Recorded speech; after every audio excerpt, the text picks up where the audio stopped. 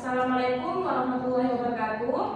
Waalaikumsalam warahmatullahi wabarakatuh. Selamat pagi anak-anak. Pagi. Baik, sebelum kita mulai pembelajaran hari ini, marilah kita berdoa terlebih dahulu. Kepada Arza bisa memimpin doanya. Untuk teman-teman semuanya, sebelum mengawali pelajaran hari ini, marilah kita berdoa berniatkan. Berdoa dimulai.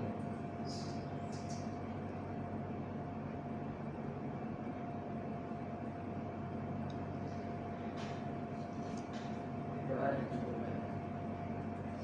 Terima kasih. Ibu akan mengecek kehadiran kalian. Rania, Nanda, Arza, Sabrina. Baik.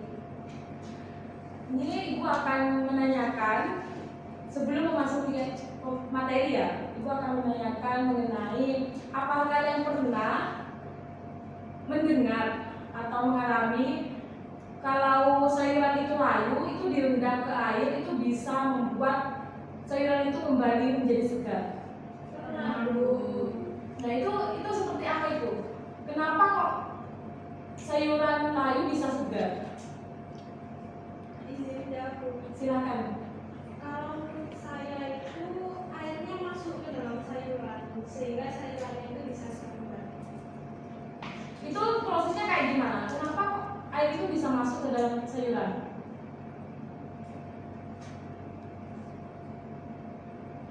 Nah, kalian tidak tahu ya? Nah, dengan itu nanti untuk materi kali ini kita akan belajar bagaimana proses masuknya air ke sayuran itu. Apa yang terjadi? Kenapa kok sayuran yang layu itu bisa segar kembali ketika dimasukkan ke dalam air? Sebelumnya, untuk materi sebelumnya itu kan kita sudah belajar mengenai sifat-sifat koligatif larutan. Yang mana sifat-sifat koligatif larutan yang sudah kita pelajari itu ada 3, yaitu penurunan tekanan uap, kenaikan titik didih, dan penurunan titik beku. Nah, siapa yang di sini yang masih ingat salah satu faktor yang menyebabkan ketiga sifat tersebut? Saya bisa menjawab. Ya, silahkan Arza. Salah satu faktor yang mengakibatkan larutan mengalami penurunan tekanan uap karena ikan titik didih dan penurunan titik beku adalah banyaknya zat terlarut yang larut dalam larutan air, sehingga mengakibatkan partikel zat terlarut menghalangi penguapan. Titik didih diperlukan lebih tinggi dan penurunan titik beku direndah. Ya, terima kasih, benar sekali.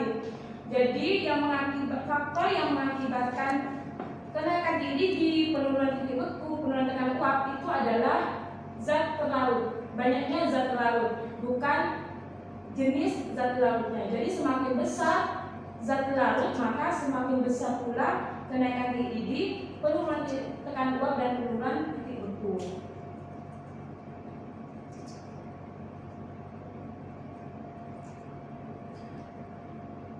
Baik, untuk tujuan pembelajaran kali ini yaitu kita akan belajar untuk mengetahui pengaruh massa zat larut terhadap tekanan osmotik dan pengaruh suhu terhadap tekanan osmotik. Itu nanti kita akan melakukan percobaan melalui virtual lab. Nanti akan menyusun laporan, mencari data melalui virtual lab. Setelah itu kita nanti merumuskan rumusan masalah, menyusun hipotesis, lalu menganalisis data. Itu tujuan pembelajaran hari ini. Baik, Ibu akan menjelaskan sedikit materi mengenai tekanan osmotik. Jadi materi kita kali ini yaitu tekanan osmotik. Osmosis adalah proses perpindahan larutan yang mana yang memiliki konsentrasi rendah itu akan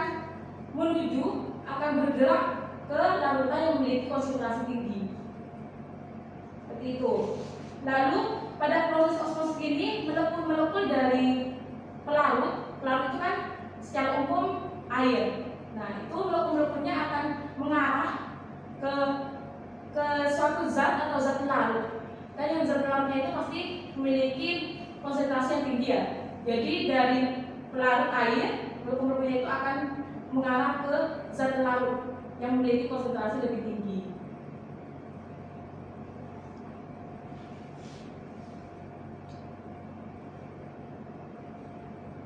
Ini Ibu ada satu video, bisa kalian amati. Ini ada hubungannya dengan materi osmosis ini.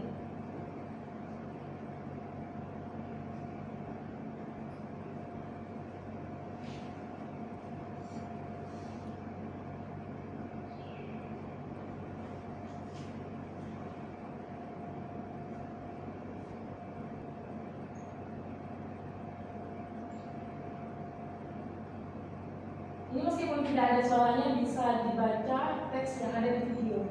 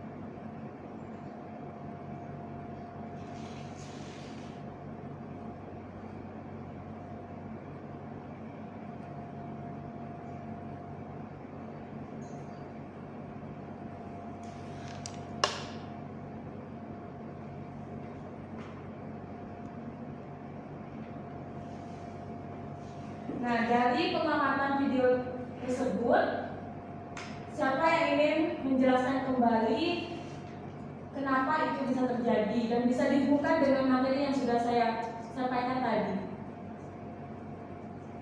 Saya Silakan. izin menjawab. Jadi dari video tersebut terdapat dua kentang yang dipotong memanjang dengan panjang yang sama.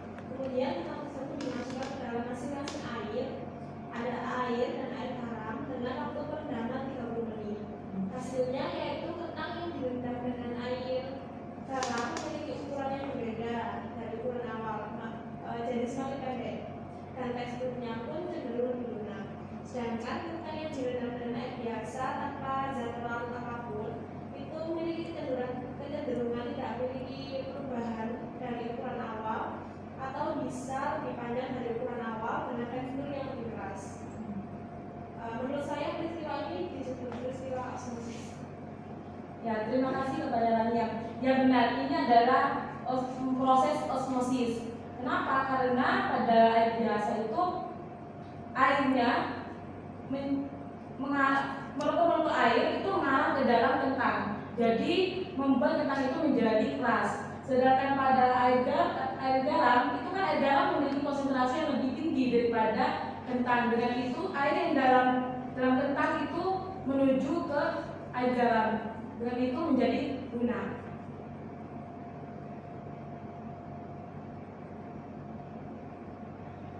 Dari apa yang kalian amati dan apa yang telah saya sampaikan, apakah ada pertanyaan? Saya izin bertanya. Ya silakan.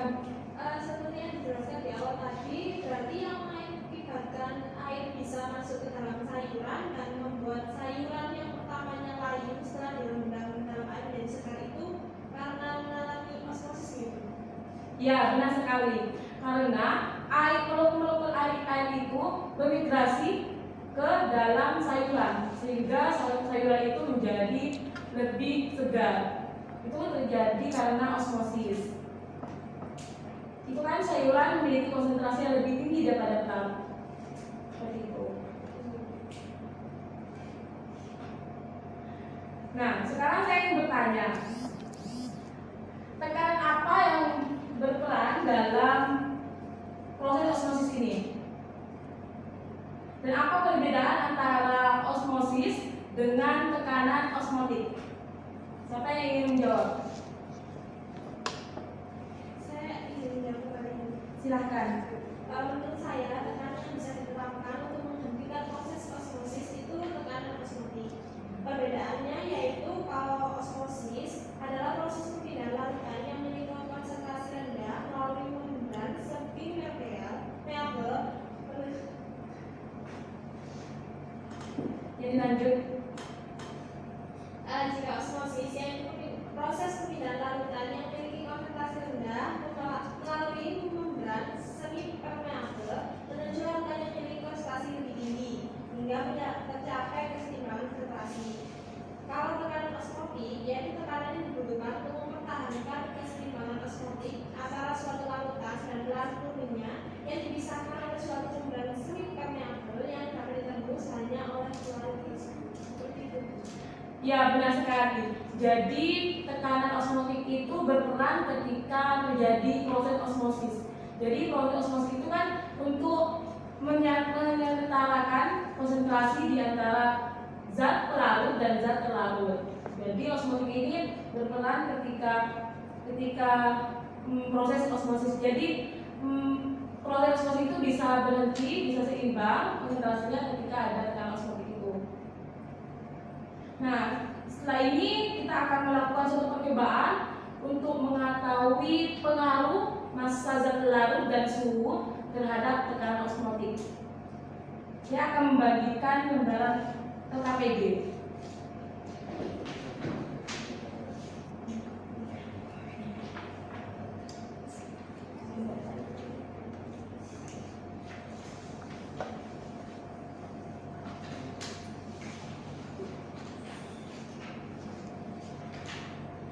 Jadi nanti kalian akan berkelompok untuk mengerjakan LKPD itu.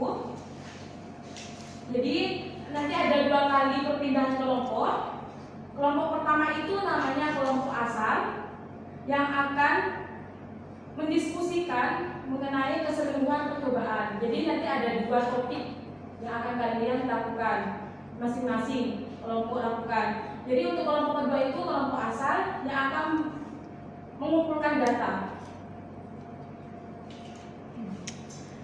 Untuk kelompok pertama, ini saya langsung bagi aja ya. Untuk kelompok pertama itu kelompok asal A itu ada Rania dengan Arza. Lalu untuk kelompok kedua, kelompok asal kedua yaitu ada Nanda dan Sabrina. Nah, setiap kelompok ini nanti dalam satu kelompok itu memiliki materi yang berbeda.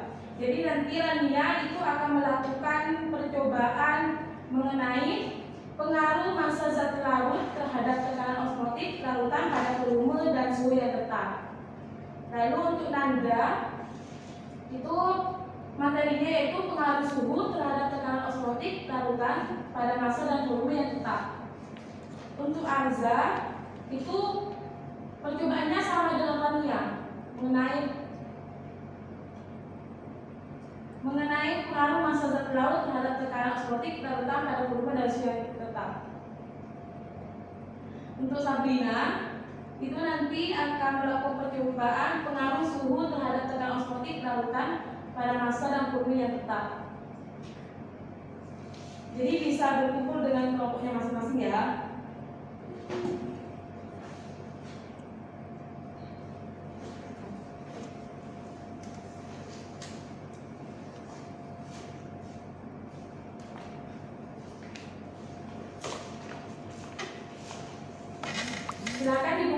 LKPD-nya.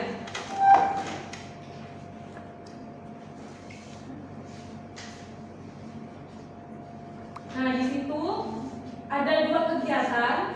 Kegiatan pertama itu mengenai pengaruh massa zat larut, sedangkan percobaan kedua pada kegiatan kedua itu pengaruh suhu terhadap tekanan osmotik. Bisa dibuka untuk masing-masing peserta didik yang sudah mendapatkan judul percobaan. Nah, di situ kan sudah ada tujuan yang telah saya kasih kepada kalian. Lalu kalian bisa merumuskan masalah. Jadi siapa yang di sini yang mau berpendapat apa rumusan masalah pada kegiatan 1 dan pada kegiatan 2? Saya Bu. Ya, silahkan.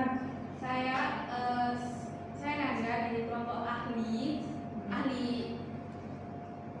1 izin menjawab. Jadi rumusan masalah dari percobaan 1 yaitu pengaruh massa zat terlarut terhadap tekanan osmotik adalah bagaimana pengaruh massa zat terlarut terhadap tekanan osmotik larutan pada volume dan suhu yang tetap. Ya, benar sekali. Untuk kegiatan kedua, Saya Bu. ya silahkan.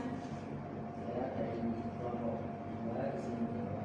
Ya. Jadi rumusan masalah dari percobaan kedua yaitu pengaruh suhu terhadap tekanan osmotik adalah bagaimana pengaruh suhu terhadap tekanan osmotik larutan pada volume. Jadi diteruskan lagi. Ya. Jadi rumusan masalah dari percobaan kedua yaitu pengaruh suhu terhadap tekanan osmotik. Bagaimana pengaruh suhu terhadap tekanan osmotik larutan pada volume dan massa zat terlarut yang tetap? Ya, berarti nanti mencari pengaruh dari perubahan suhu terhadap tekanan osmotik.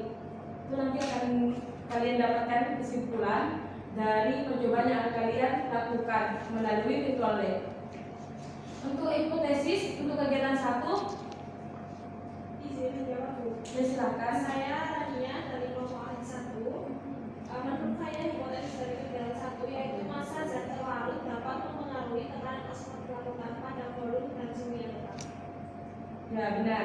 Untuk kegiatan kedua, Saya Bu. ya, Hipotesis dari kegiatan 2 adalah suhu dapat mempengaruhi tekanan osmotik larutan pada volume dan massa zat terlarut yang tetap.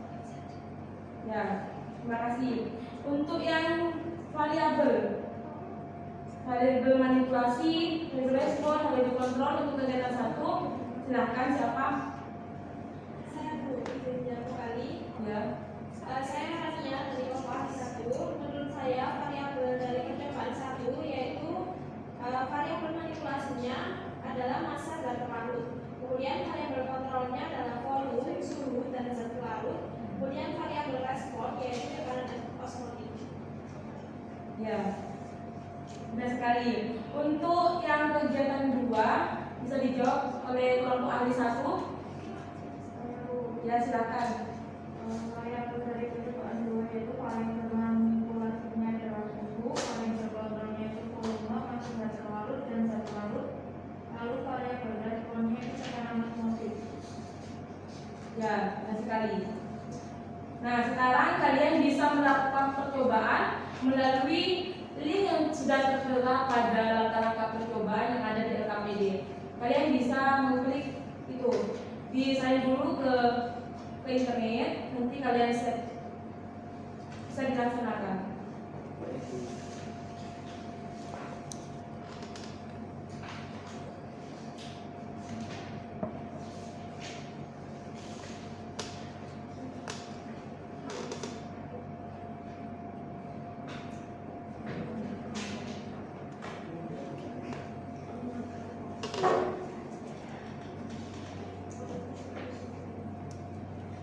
Ikuti langkah-langkahnya ya.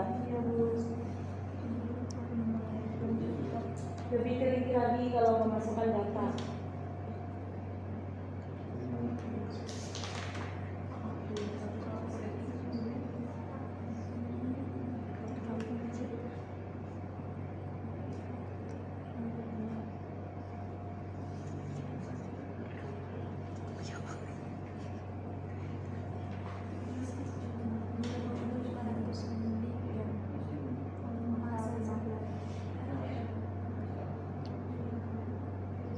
langsung diketik aja.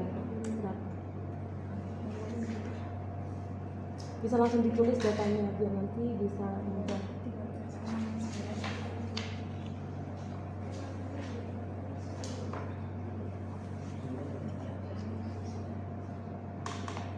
Seperti ini kan Bu ya? Iya benar. Itu nanti yang dimanipulasi suhunya. Gitu.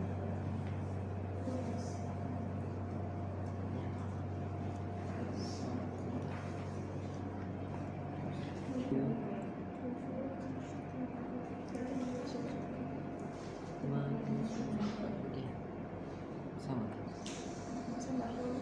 Suhunya 30. 14,14. Untuk tabel pengalaman bisa diisi 14,37.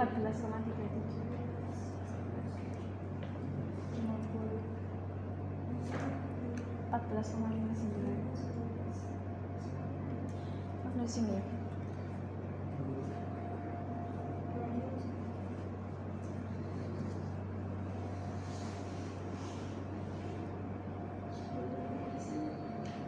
Baik, waktunya sudah habis. Untuk kelompok ahli 1 bisa berpendapat mengenai hasil dari percobaannya. Itu kesimpulannya seperti apa?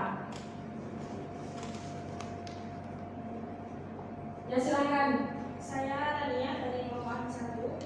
Menurut saya kesimpulan yang dapat kami peroleh dari percobaan yang telah kami lakukan yaitu penambahan atau pengurangan massa zat laut berpengaruh terhadap tekanan osmotik larutan. Semakin besar massa zat laut maka semakin tinggi tekanan osmotiknya. Berarti sudah diketahui ya bahwa massa zat laut itu berpengaruh terhadap besarnya tekanan osmotik. Ya, terima kasih. Untuk kelompok ahli 2 mengenai pengaruh suhu. Baik, Bu. Ya, silakan. Kesimpulan yang kami peroleh dari percobaan yang telah kami lakukan yaitu perubahan suhu berpengaruh terhadap tekanan osmotik larutan. Semakin tinggi suhu maka semakin tinggi tekanan osmotik. Ya, jadi pengaruh kedua yaitu suhu. Jadi semakin tinggi suhu itu akan berpengaruh terhadap tekanan osmotik. Jadi tekanan osmotik juga semakin tinggi. Ya, terima kasih. Untuk selanjutnya bisa kembali lagi ke kelompok asal untuk menukar pikiran kalian mengenai percobaan yang sudah kalian lakukan.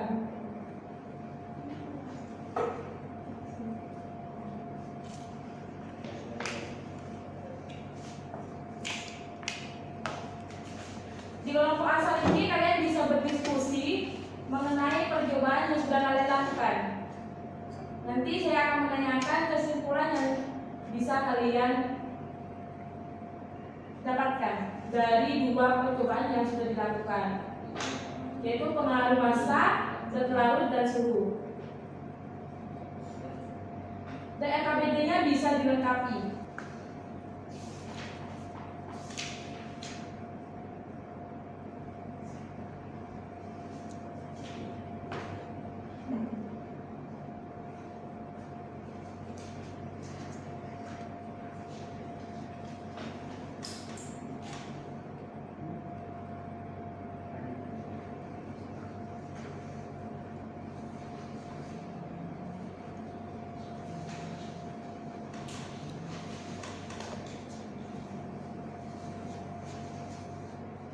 Baik, waktunya sudah habis. Siapa yang ingin berpendapat atau mengajukan kesimpulan dari 2 percobaan yang telah dilakukan? Silahkan. Ya, silahkan. Nama saya Rania dari kelompok asal 1. Di sini jawab. Menurut saya kesimpulan yang dapat kami peroleh dari percobaan yang telah kami lakukan yaitu yang pertama, perubahan massa zat laut berpengaruh terhadap tekanan osmotik larutan. Jadi semakin besar massa zat laut, maka semakin tinggi tekanan osmotiknya. Kemudian yang kedua, perubahan suhu juga berpengaruh terhadap tekanan osmotik larutan. Semakin tinggi suhu, maka semakin tinggi tekanan osmotiknya. Jadi tekanan osmotik larutan ini dipengaruhi oleh massa zat larut dan suhu. Ya, dari dua percobaan yang sudah kalian lakukan itu bisa didapatkan bahwa pengaruh perubahan tekanan, semakin tinggi tekanan osmotik itu dipengaruhi oleh itu semakin tinggi massa zat larut atau semakin tinggi suhunya. Itu adalah tujuan dari pembelajaran hari ini. Dari apa yang akan kita pelajari kali ini, apakah ada pertanyaan? Saya ingin bertanya.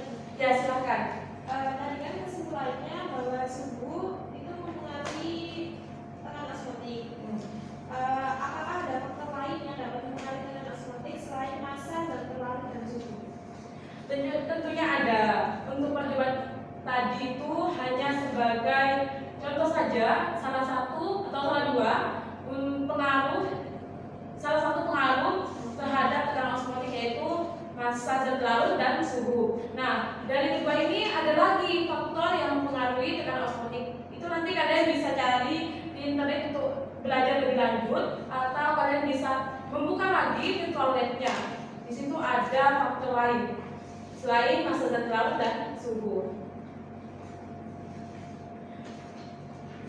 Nah, dari pembelajaran hari ini saya akan mengumumkan peserta didik yang teraktif dan kelompok asal yang terakhir. Jadi untuk peserta didik yang teraktif jatuh kepada Rania, tepuk tangan Rania. Untuk kelompok asal yang teraktif jatuh kepada kelompok asal Nanda dan Rania.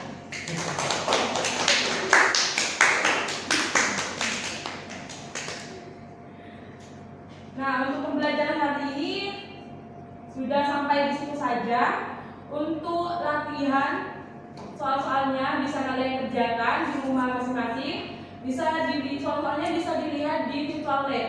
Itu ada beberapa soal-soal bisa kalian kerjakan. Lalu untuk pertemuan selanjutnya itu akan membahas mengenai reaksi redoks dan elektrokimia. Itu bisa kalian pelajari untuk bekal pengetahuan kalian di buku selanjutnya. Nah, sebelum saya tutup, kita membaca doa terlebih dahulu. Kepada aku bisa dipimpin. Sebelum mengakhiri pembelajaran ini, mari kita berdoa kepada Nabi sesuai dengan tema. Doa dimulai.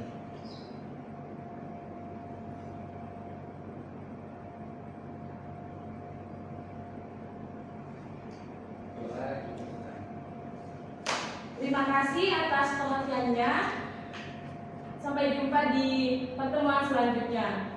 Terima kasih. Wassalamualaikum warahmatullahi wabarakatuh. Waalaikumsalam.